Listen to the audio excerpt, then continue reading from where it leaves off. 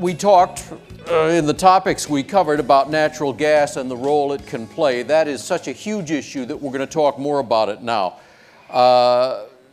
Obviously, natural gas is becoming far more abundant, far lower cost.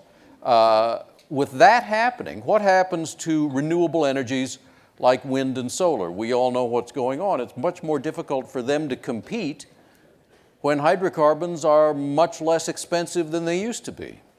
So we've got some perspectives on exactly that really important topic.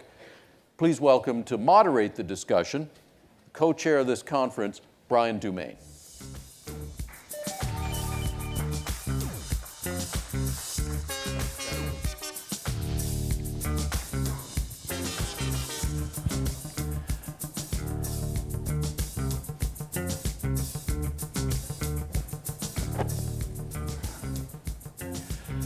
Okay, oil, gas, and renewables, where are we headed? We couldn't have a better panel here to discuss this topic today.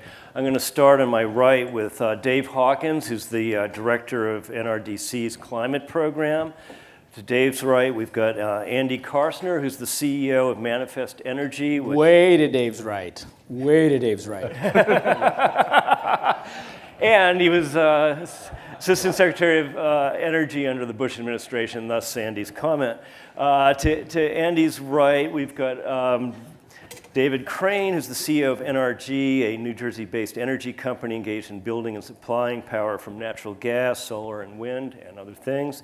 And to David's right, we've got Marvin Odom, who's the president of Shell's Upstream North America business, and he oversees the company's gas, oil, wind, and biofuels business. Welcome all. I want to start this conversation. There's a lot of noise out there about the energy sector, and we have an opportunity here with four experts to get a picture into the future. So could each of you very briefly pretend you're investors and you've got a portfolio and you've got to go long and short on different modes of energy in the power sector. So 10 to 15 years out, what do we see? Let's start with Marvin. Are we long on natural gas, short on nuclear and coal? How do you see it? Well, I think, start with a global view. So, rapidly expanding world, population growth, huge energy demand growth over time. So if I'm looking at this picture, I'm saying, what is it that gives me an energy that's more environmentally friendly and is abundant enough to start to supply that growing demand, and is affordable? And that, right now, that's natural gas. So I go long on natural gas. I think that's a fuel that you see us switching to as a company in a big way. We could talk about it in terms of transportation, in terms of power generation, and a number of other things that we can use natural gas for. Good. We're going to get back to the impact of natural gas on the renewable sector, on other sectors in energy. But David, what's your portfolio look? Well, first of all, I always agree with Marvin, no matter what he says, because Marvin's not the normal oil guy. But no, I think natural gas is, for our sector, is in the process of wiping out the coal-fired generation industry, and then it'll wipe out the nuclear industry. And I don't necessarily think at least the second of those is a good thing, but I think that's inevitable outside of government intervention, which I don't think is going to happen. So for me, for our company, the future is natural gas. And I know the title said renewables, but I think the renewable industry is splitting, and I think it's distributed renewables. And for us, we think that the renewable technology that downsizes to distribute size the best, obviously, is solar power. So to me, the future is natural gas and solar. Okay, fantastic. Andy, what's your view? Well, so first of all, the three of us are investors, maybe for somebody else's money, so I'll just pretend we're wildly successful investors for the premise of the question. My view is, to go parse it a little bit deeper, that I think there's at least three sort of macro trends at play that have come through the course of the conference. You can tell it from the speakers. The first is empowerment, consumer empowerment, decentralization, distributed generation, the things that David is doing with the canopy out there, for example.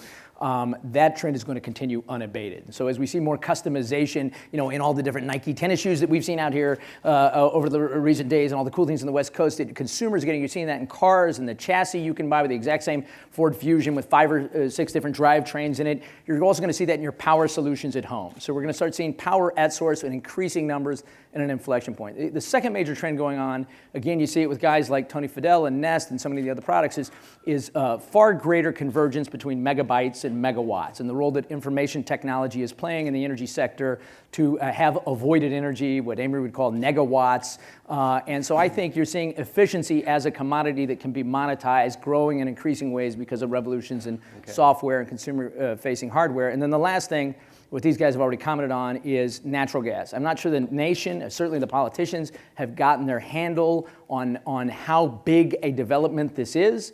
But to my mind, and I think the numbers would bear it out, there really is nothing comparable in the release of resource availability since the splitting of the atom in terms of how this changes the century in front of us. It's the only energy source we have of any kind that affects every single sector of consumption: residential, commercial, industrial power generation, and importantly, transportation. And so putting that natural gas to work, or else, unfortunately, maybe monetizing it to pay off our debts, one of the two things is going to happen. But natural gas is going to be a defining role, and I think it can be an accelerant to renewables, not necessarily an impediment. So Dave, we've got 3 investors long on natural gas here. Is that the perfect solution from where you sit? Well, I wish I could say that investing in oil and gas today was a bad short-term investment, but it's not as a short-term matter. The issue is really the longer-term investment, and there I think that what investors are going to increasingly be hearing about are stranded assets for fossil fuels. And in a nutshell, this is about the disconnect between protecting the climate and today's proven fossil reserves. We have a budget problem, not a monetary budget problem. It's a carbon budget problem. There's one cumulative carbon budget that is available for the planet if we're going to protect the climate. In round numbers, it's about 900 billion tons of CO2. That's number one. Number two, the problematic number, is today's proven fossil reserves is 3 times that, 2.8 trillion tons of CO2 equivalent. So what that means is when the world decides to take climate protection seriously, and it will, a big fraction of today's booked reserves of companies and of national assets are not going to be usable. That's something that investors need to start thinking about and preparing for today. But natural gas is a transition fuel to renewables. I mean, is that the way you like to look at it, or? We like natural gas because it's shooting at the biggest threat to the planet, which is coal. Right. So that's why we like natural gas. The more natural gas we use, the sooner we're going to have to start capturing the CO2 from its use. So that has to be a factor in industry planning. Marvin, can natural gas really make a dent in coal? I was reading a report the other day that there are 1,200 coal plants being planned around the world right now, 75% of them in India and China. That's about 1.5 times the entire power capacity of the United States. So if you shut down all our power, it still wouldn't make much difference in terms of climate change. But is the natural gas potential so big that you think eventually it's knocking out coal in the US? Could it knock out coal worldwide? Well, I think, so not to go into detail on the numbers, but if you say that the North America has a 100-year supply of natural gas, you can say the world has something like a 250-year supply at today's consumption rates. So that's a fairly simple way of looking at it. What that tells you is, in terms of all the tools you have today, it's the biggest one you have. It's how you can have the biggest impact on CO2 emissions, which primarily are now coming from coal-fired power generation. So will it replace all of it? I think it's a very dangerous area to go, is to say there's any one solution that replaces everything else, because I just don't think that's the way the world is going to work.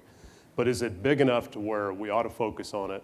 We ought to put a price on carbon, for example, which would help steer, regions, countries, and the world that direction. The answer to that's yes. Right. Well, we've been talking about putting a price on carbon for decades, right? And it hasn't happened politically. I mean, end of conversation. But we put a price right? on carbon. So I mean, I still, we've been saying this for a long time, and it still surprises people that inside the company, when we run our project economics, we charge ourselves $40 a ton for CO2. Where does that money go? Well, so what it does is it goes into project ranking. It helps make a decision on where you're going to spend the money. To David's point, it helps you test the resilience of these projects in different worlds out there. Interesting. And if you're an engineer and somebody is charging you $40 a ton for every molecule of CO2 you emit, you're going to think about energy efficiency, you're going to think about how to design it, and you're going to do things differently, and that's the dynamic. Right. David, you're voting for both natural gas and solar, but isn't the cheap price of natural gas in the U.S. a threat to the wide adoption of solar in residential situations? Well, no, actually, I think that natural gas is the greatest ally that solar has. And in fact, one of the things I think, there's a lot of paradigm shifts I think we're right in the middle of. And it gets back to renewables. The wind and the solar industry are partners in this. At this point, I actually think the wind and the solar industry should be at each other's throat. Because the fact that, as wind has tried to get their unit costs down, they've gone bigger and bigger, which means they're further and further away from the population centers, which means they absolutely require high voltage transmission lines, which plays right into the hands of the utilities that own those transmission lines. Solar, on the other hand, as a nanotechnology, is getting cheaper at a smaller rate. And so back when wind and solar both wanted renewable portfolio standards, so they had their own carve out of the market, they were allies. But now the big fight of the future is over the transmission system and the delivery system. And that's where there hasn't been as much focus, and where our thinking was accelerated by the impacts of Superstorm Sandy, which is, right now the traditional utility industry looks at the solar and renewables as pretty much as an irritant, but not as a mortal threat. But they're about to look at it as a mortal threat, because distributed renewables is a mortal threat, because they charge volumetrically for using their wires. And once you don't use their wires, now you're really putting them at risk of going out of business. So they're going to respond by changing all their charges to be fixed charges. And as the cost of distributed technologies go down, they will basically seize all those economic rents for the benefit of backing up, renewables. So if you own solar, your utility and company, even if they don't use their power plants, is going to charge you for that backup power? They're just going to charge you for having the backup. But now what they're not realizing, and I don't think, to be frank, and Marvin is like my best friend in the entire, he's the only person that would ever invite me to anything, because, we go way back. But he has to. So I stopped inviting you to But what the natural gas industry doesn't understand yet, the natural gas industry right now looks at the electric industry as its biggest customer, but what they really should be doing is disintermediating the electric industry, because in this room, I can't see all you. I assume, how many people are tied to the natural gas distribution system? Raise your hand if you've got a gas line in your house. Well, 34 million Americans are tied to the natural gas distribution system. Roughly 80 million Americans are tied to the electric system. I'd ask you, you're paying a lot of money for both those distribution systems. If you didn't need one of them, wouldn't you get rid of it? Americans spend $50 billion a year on transmission and distribution of electricity. And in the East Coast, at least, it gets torn down, by my calculation, central New Jersey every 9 months. And so if we have the ability for those 34 millions that have natural gas going into their home to convert the natural gas into electricity in your house, as opposed to a big power station that's 50 miles away, and then that's tied in with your solar power on your roof or over your driveway, you're set. You can disconnect from the electric system. It sounds like we're going back to the 60s. Get off the grid, man. Yeah, but now, that's right. But this is, and that's exactly, I think right now, and I don't know if people have seen Dean Kamen's machine out there, but I think for now, whether it's that machine or batteries or fuel cells, for the first time in modern American history since Thomas Edison, the average American is going to have a realistic choice in terms of not being on the grid at all. It's not just some granola-eating person wanting to live in a cave. Sorry, Jib, but real people, the 34 million Americans, and I think that changes the system completely. Okay, Andy and Dave, I'd like both of you to comment. Natural gas, got a lot of momentum, but it's still controversial. I mean, the environmental movement has a lot of problems with fracking, the main source of new natural gas coming onto the market. Is that argument over, or is natural gas going to get stalled going forward? Andy? So yeah, I'd say the argument is the argument that has been taking place is declining in the context of greater information, greater fact checking, and greater reality. That's not to say there aren't issues that need a coherent, vigilant, ongoing approach to ensuring best practices and sustainable sort of extraction and delivery to marketplaces and seismology and the rest of it. There should be, but the early fervor that, oh, this is new and it's scary and it's splitting the atom all over again and the world's going to collapse, is sort of being now weighed in the context of David Hawkins' rightful opinion that let's go back to how many parts per million in the atmosphere, what is it we're trying to achieve, how much emissions reduction under what timetable keeps us from baking. So relative to the fracking of the one or two rogue operators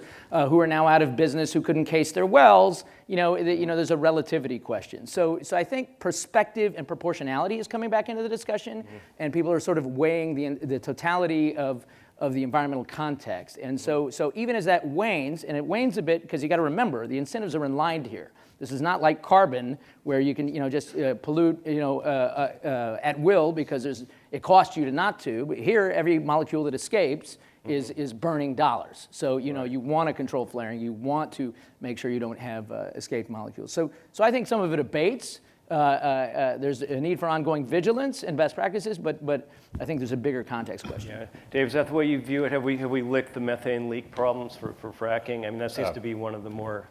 We certainly haven't licked the methane leak problem. We don't even understand it yet. There's a lot of effort going into getting good, solid information on that. And when that information is developed, then we'll have a basis for figuring out what we need to do to button up the system. So buttoning up the system is a priority.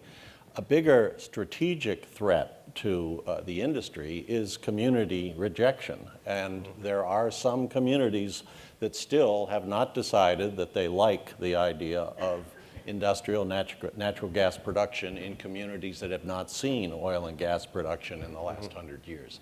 And frankly, our view, the industry is operating on a very short-sighted basis by, instead of welcoming and urging the adoption of tougher, more comprehensive regulations to control rogue operators and hold everybody to a higher standard, they're resisting it. And that means that it's leaving the field to community organizers who are saying, there's no cop on the beat here, the rules are inadequate, this is a huge threat, somebody in your community is going to get a lot of dollars, but it isn't going to be you. All you're going to get is the risks and building resistance. This is proportionality and perspective again. You and I live in Washington, and we agree on a lot of things. Did you just put your hand on his... I did. In the green room, I was massaging it. So that's the whole...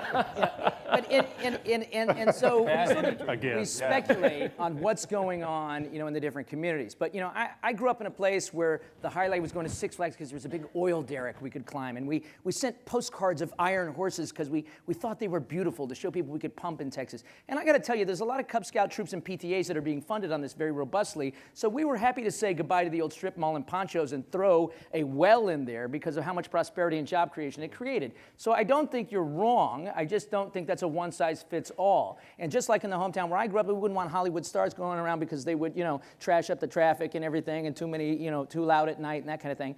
It's, different communities have different values and different aspirations. And I think there's more than enough source rock. In fact, unlike most resources, this is almost ubiquitous across the country. Right. So you can pick and choose. And if you live on one side of the Pennsylvania line, there's a higher probability that you're going to enjoy this than if you live on the other side and you're in New York. And I think it's great that we democratize that on a community basis. I want Marvin to respond to David's comment about the industry resisting regulation. Yeah, I think I have to start by saying it's always a challenge when you paint everybody with one brush and say this is the way the industry is. So I'm not just talking about our company. I'm talking about a number of companies out there that are working with us on, first of all, defining what the science is around emissions and around fugitive methane leaks and so forth. And that is we actually go out and measure it and start from a factual database. And I think that's what David was talking about. So project with EDF and the University of Texas and several other universities just about done. I think that comes out in the next couple of months. What's it going to say, do you know? I don't know, actually. What do you think it's gonna say? I think it's going to say, well, I do have a precise answer to that. I think it's going to say there are good ways to do things and less good ways to do things. There are bad ways to do things. So I expect it to be a real measurement of emissions and a real set of best practices for this is how you ought to do the industry. And I think to go straight to David's point, you really have to watch the progress within the industry in this area. So that we announced something just about 2 weeks ago in Pennsylvania, and it's, it has kind of a green name, I know, but the Center for Sustainable Shale Development. But what it basically does is it got a group of companies, again EDF, Heinz Foundation, a number of others together, and it defined 18 performance standards for the right way to develop this gas to address the concerns that David raised. And now it's not directly related to the regulator, it's an independent body, but it will have third-party auditing, and those audited results on the performance of those companies will be available to the public. Okay. So I think that transparency is how you get to the answer of what makes it okay in a community and how you address the concerns directly. Good. Now, I don't mean to pick on you, Marvin, but we're going to move on to the Keystone Pipeline. Way to lighten his load there. Oh, I don't think we're done yet. I don't mean to pick on next you, step. but Are you getting paid to be here? you beat your wife. So, very controversial. Alberta has amazing reserves of oil sands. Shell develops oil sands in Alberta. The debate obviously is over whether to pipe that down to the Gulf and put into refineries. There's been resistance. President Obama hasn't decided yet. The State Department said it looks okay to them. So, A, why is it a good idea? And B, is it going to get passed? Yeah, I think there's so many places you can start with this discussion, but I'll just have to tell you where I'm starting as I make my comments, is that the world's going to be going through a transition. The world will need these oil resources for quite some time to come. It will transition away from them, but it will need them for some time to come. I think then you have to go directly to the concerns around oil sands, which is primarily sit in the area of CO2 emissions, water usage as well, but CO2 emissions. It's about 17% more than traditional oil. So this is an interesting point. So the SARA study is where most people draw their data from, Cambridge Energy Research. And it said that the oil sands were 6 to 17% more CO2 intensive than the average oil from North America. Now our developments came a little later. We make 250,000 barrels a day there, so it's a big operation. We're one of the big operators in Canada. And ours is about 6 to 7% higher than the average crude slate out there. So it's just important to keep that in mind, first of all, so you know what you're actually talking about. And then we're in the process of putting in a carbon capture and storage project, which will capture about 20% of the total CO2 that's emitted from that entire operation, both the development and the upgrading. What does that do to the refining of 6%? So that'll bring that down even further. Okay. So my point is that this is also not a static area. This is an area with the right kind of focus and with the right kind of policy. And I do actually expect that we'll see a price on carbon in Canada before too long associated with these operations. That you can get the movement in the right direction that actually makes this not so distinguishable from other oil around the world. You still have the issues with how much oil you want, but it's not something necessarily that needs to be singled out from that perspective. Yeah. Andy, from a political point of view, Washington, what do you think? Is the pipeline going to fly? Yeah, I mean, I think the pipeline inevitably happens. I think when it happens is gated by political considerations.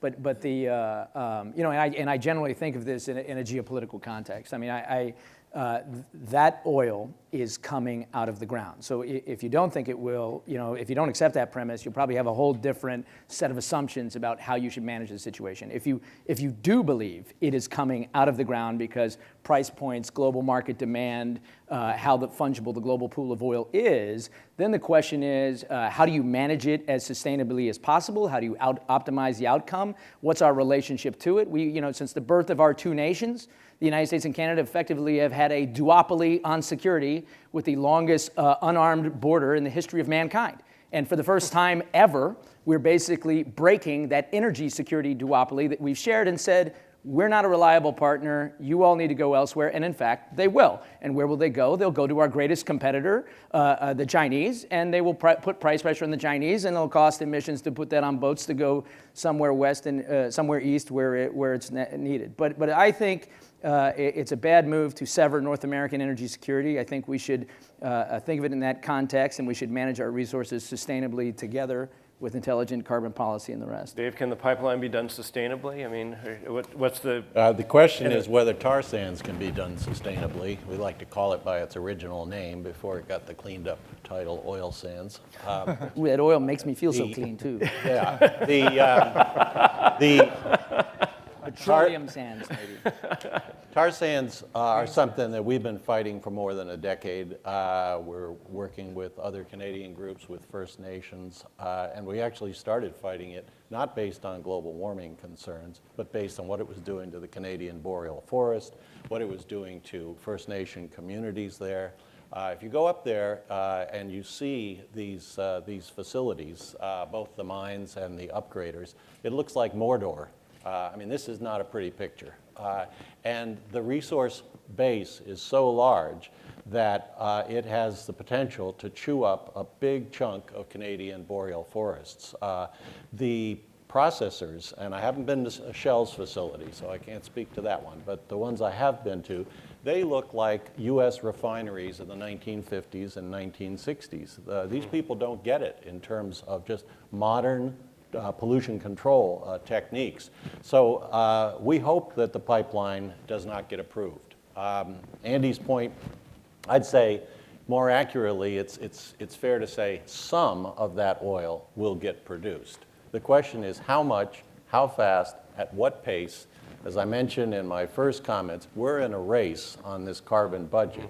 And the question of how quickly that resource gets developed will make a difference in what kind of stress we're going to put on the climate. So if we are able, through advocacy efforts, to slow it down by 10 years or 15 years so that we don't get a rapid expansion, then we have a hopes that the world will come to sanity on climate protection policies so that those will start to govern the market price of that resource versus other resources. I'm going to let Marvin respond to the Mordor-like landscapes, but be thinking of questions because I'm going to open up for questions right after your... So this is an area where Dave and I agree completely. I have to tell you, the first time, and it was from an airplane, the first time I flew over the oil sands, I was shocked. I mean, because it is a surface mining operation. Mm-hmm.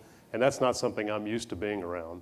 And visually, it's a shocking sight when you first see it, because it's, for the area where you're operating, it's a completely devastating process, right? You're stripping the land off. This oil sand sits, so let's say within a few hundred feet of the surface. And so you're literally, mining that sand and stripping the oil off of the Marvin, off you know this is being recorded. No, I understand. I've said this many times before. I know. But You are an oil industry executive. I just want to keep reminding you. That is. Not if put that much Jim Beam in the coffee. Ex-nay on the There's still a credibility issue here on the. Can you tell the truth but about you're really driving it home. Could you move on? Don't your media people tell you to move on? Thank you, Dick Cheney. Skip a bit. And so then my point is, I'm a Shell shareholder. For you have to call it. You have to call it what it really is. Okay. And so it's a surface mining followed by a remediation process, and I'm not going to hide the fact that it looks pretty devastating when you see it. But then again, you got to bring it back to the science, and I think David's right. There's been plenty of time where oil sands or tar sands mining was done in a way that we wouldn't say is acceptable today. But it's also not fair to look at any aspect of how we create energy in the world or do anything else in the world and say, it used to be done that way, so I'm going to tag it with that forever. You have to look at the progress in this space, and I already talked about the CO2 side. Mm-hmm.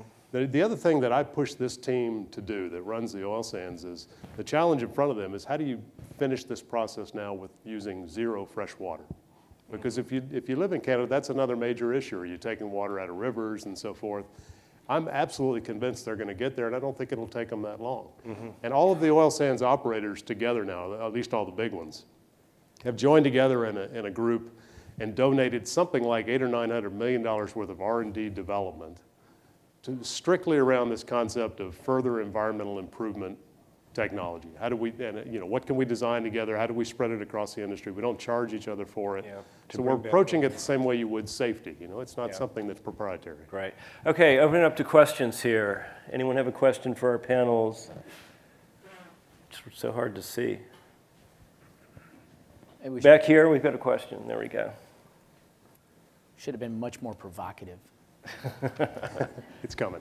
Hey, I'm William Disson. I'm with the Marketplace. I grew up in the state of West Virginia, and the bumper sticker you always see there is coal. It keeps the lights on.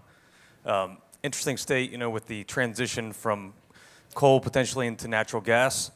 But what can we do to make the transition to more sustainable fuel sources for cleaner energy for our globe? Who's that for? So That's addressing to all of you all. anyone want to tackle that? So, I mean, how do we get off of coal faster? Is that your... Well, no, what can we do? What can we do with sustainable energy sources to make a mental shift across our globe to change the idea of how we power our planet? Well, can I? David, try? yeah. Well, originally when you said you were from West Virginia, I thought you were going to, and probably you wouldn't be here if you were, but I thought you were going to say, look, I'm from West Virginia. I want to keep my local coal miners employed. I want to have the right to just buy coal-fired generation. And I think that someone who lives in West Virginia that wants to just buy coal-fired generation from coal mined in West Virginia should absolutely have that right and that ability, just like the people who want to just buy renewable power should have that. And to me, it gets back to the comment Andy made. I think this is the only industry that I can think of that's left that's such a complete command and control industry that, you are told by the state, who you buy power from, where that power will be generated by. And I think the future in our sector, like it's been in so many sectors, is about individual empowerment. But one of the things that we've struggled with is how to make, it seems to me people in my generation are just complacent about the way that they've gotten energy. And even though there are new ways to do it, to generate your own power, that, that we need some catalyst. And some of the products coming along, electric vehicle charging, solar on the roof, these are good positive catalysts. But I've just, now we've got this big negative catalyst, which is that this old, obsolete transmission distribution system that we rely on electrically is just not fit for purpose for the 21st century and the extreme weather we're having. And we haven't even talked about how, now we all know that everyone's talking about how we can't protect a 26.3 mile, marathon route.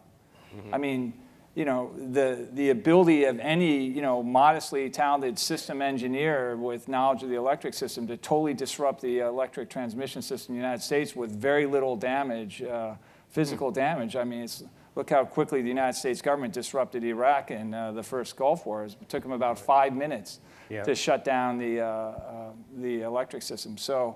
So I think it's just, what is it that's going to get people to realize they don't have to do it the way they did in the past, and that they should take responsibility for their own energy choices rather than have the state, cram it down their throat, because that's the transition that we have to make happen and make it happen as fast as possible. So the answer is fear.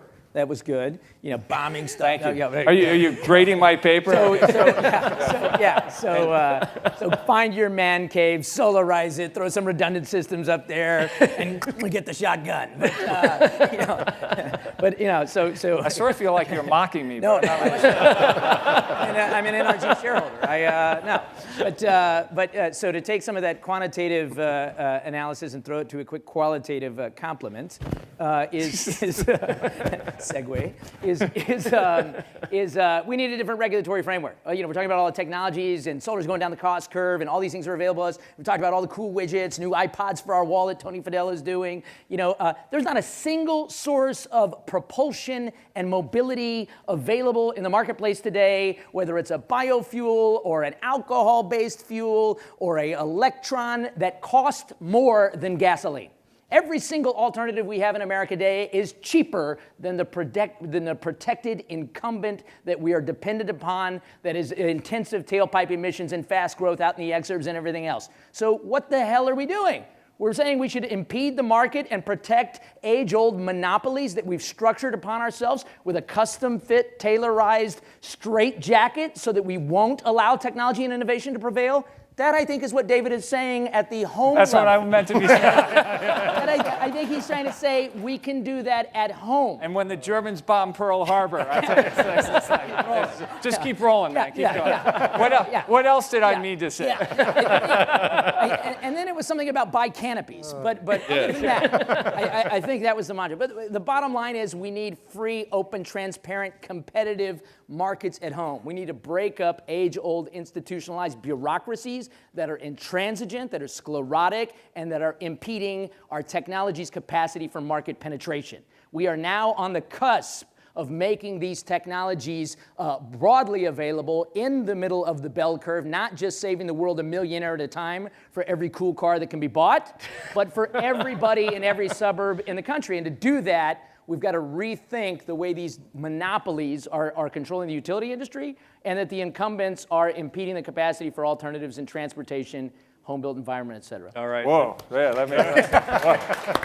That's a great place to end. I meant to say that. Yeah. All right, that's a great place. And next year we'll have to have an incumbent utility CEO here to discuss this with Andy on stage. I think that'd be terrific. So let's hear for our panelists, Dave Hawkins, Andy Carcer, Marvin Odom, and David Crane. And David, please stay on stage. Marvin, you're going to be Thanks a around? lot. Yeah. Terrific. Yeah, I'll do it. It's good to see you.